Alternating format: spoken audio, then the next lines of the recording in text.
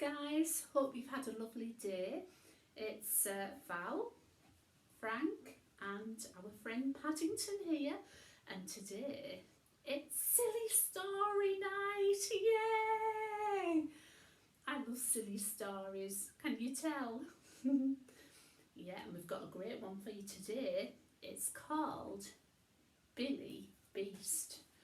There he is. Let me bring it a bit closer. Woohoo! Billy the Beast. Let's see what happens in this silly story. I'm going to need my glasses for this one. Just take that down. That's better. Billy the Beast. Betty and Benjamin Beast were very proud of their castle. They thought it the most wonderful building for miles around. It had taken them years to get it just right, with lovely green mouldy walls and black puddles in the corridors. There were damp dark bedrooms with snails on the pillows and smelly cellars too. At weekends you would always find Benjamin up a step ladder, whistling happily as he hung new cobwebs in corners or painted fresh mud on the ceilings. And when their beastly friends came for dinner, it was hard not to show off their beautiful kitchen with its sweet little scampering of cockroaches in all the cupboards and hot and cold running slime in the taps. Oh! There was only one thing that Betty and Benjamin were even more proud of, and that was their fine young son,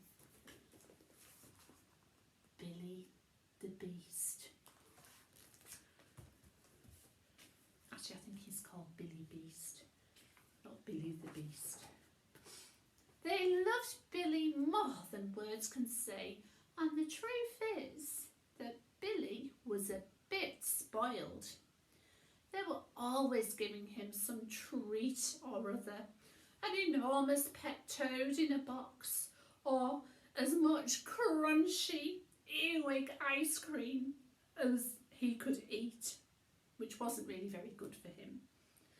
Billy always had the best of everything, even private belching lessons at Beastie School.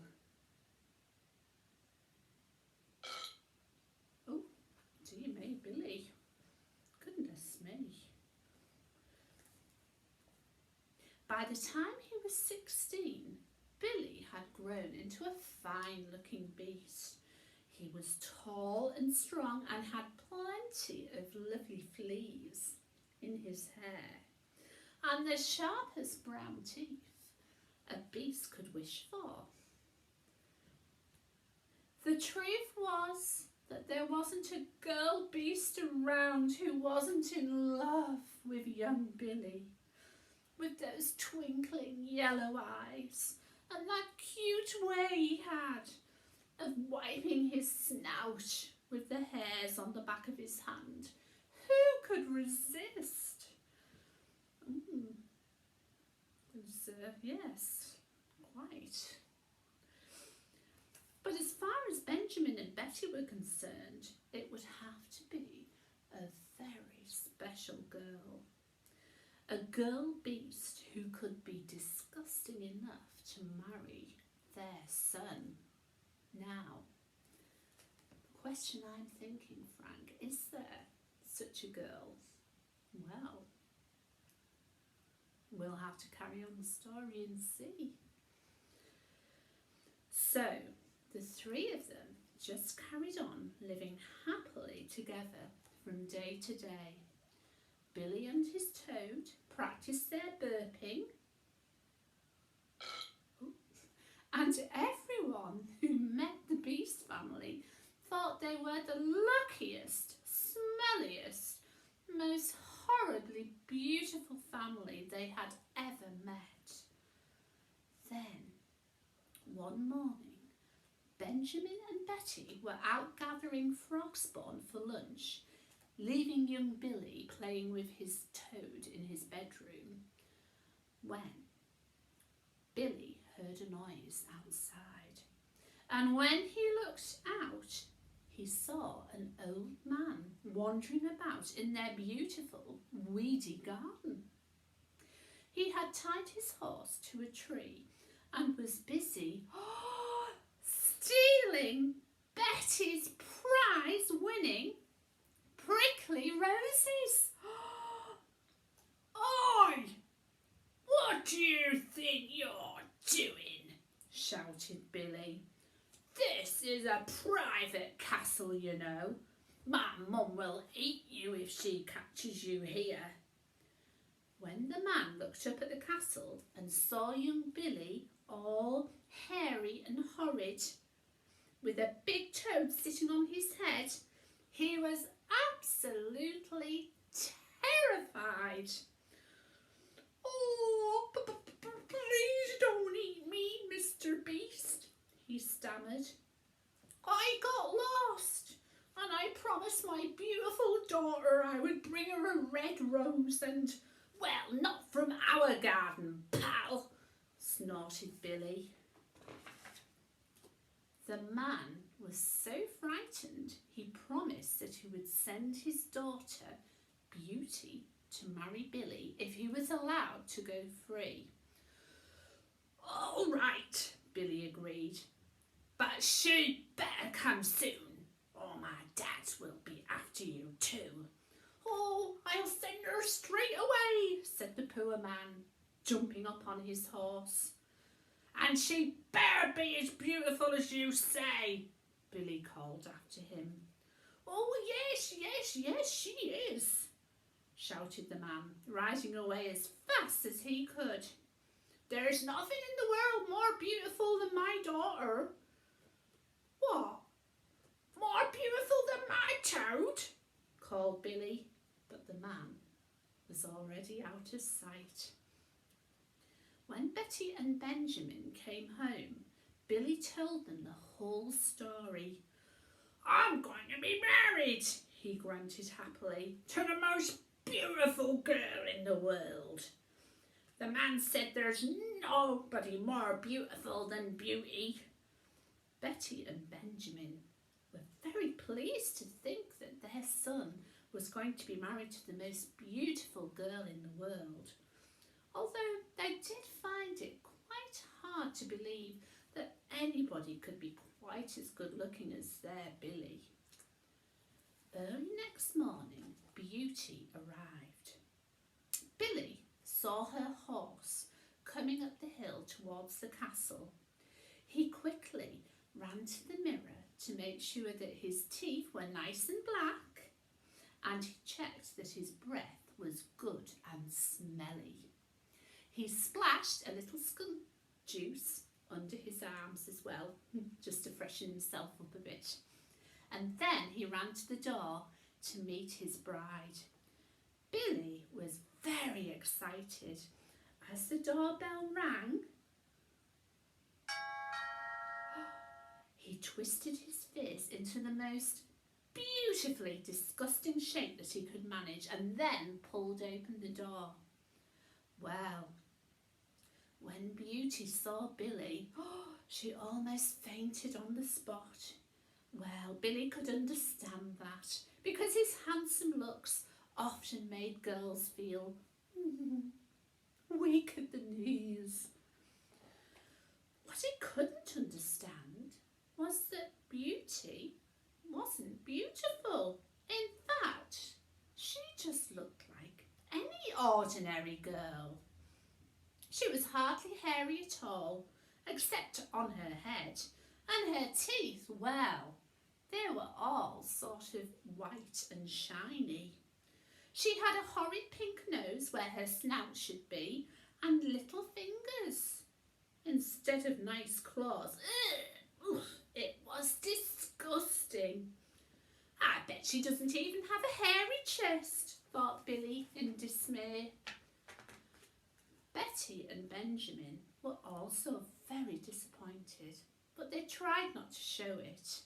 The poor girl had come a long way to marry their son, and she seemed very upset too.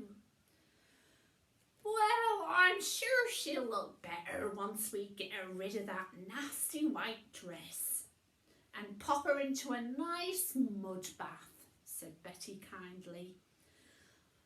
And I guess, well, she'll probably get hairier as she gets older, suggested Benjamin.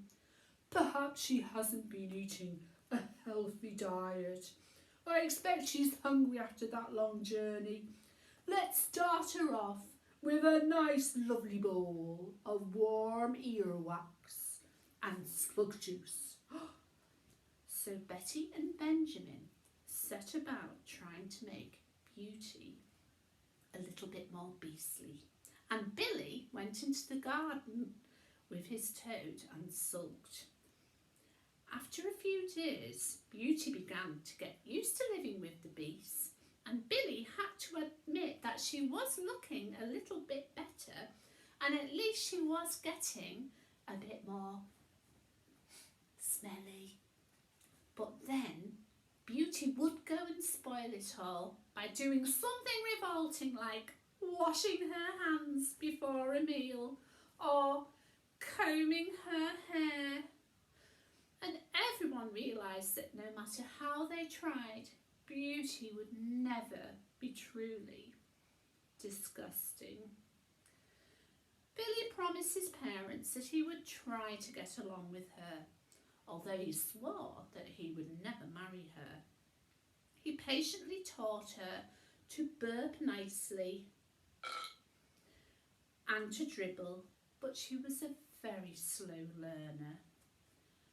Then, one morning, something horrid happened. Billy had just allowed Beauty to play with his toad when she turned around, Frank, you're not going to believe this, and tried to kiss him with those white teeth and rosy lips. It had almost made poor Billy sick just thinking about it. He wiped his mouth and jumped away. Ooh. Beauty began to cry.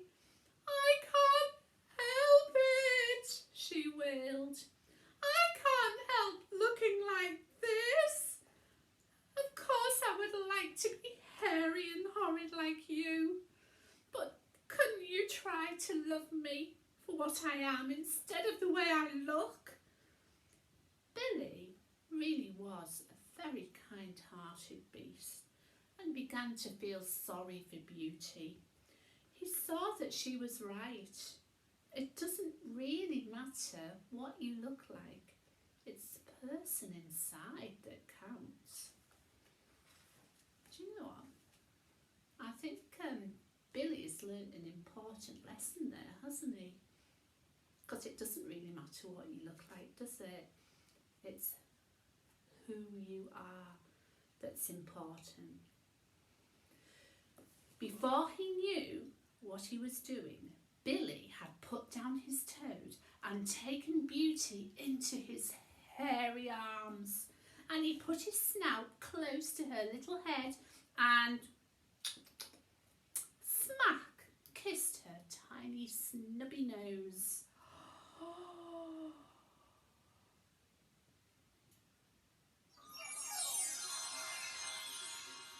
Ooh. Right before Billy's yellow eyes, Beauty began to change. She grew hairier and hairier. Her teeth grew brown and longer, and her fingers turned into beautiful claws.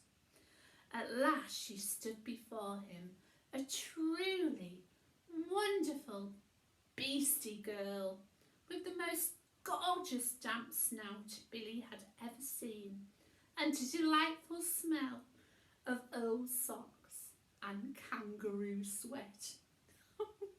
Ooh, do you know what? We'd know all about that, wouldn't we, Frank? You know, being as we are, incognito kangaroos. Beauty explained that the man who had stolen the roses was not her father, but a wicked wizard who had cast a spell on her. She would lose her beastly looks until the day someone like Billy was kind enough to kiss her and break the spell. Billy was so happy he didn't know what to say. He just dribbled a little, and the beastly couple skipped happily up the steps of the castle, claw in claw, burping excitedly at each other.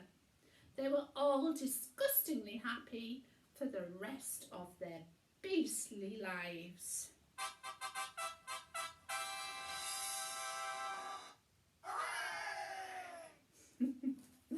Oh, I love that story. That was funny, wasn't it? So, join us next week for another silly story. I like silly stories. You'd never guess, would you?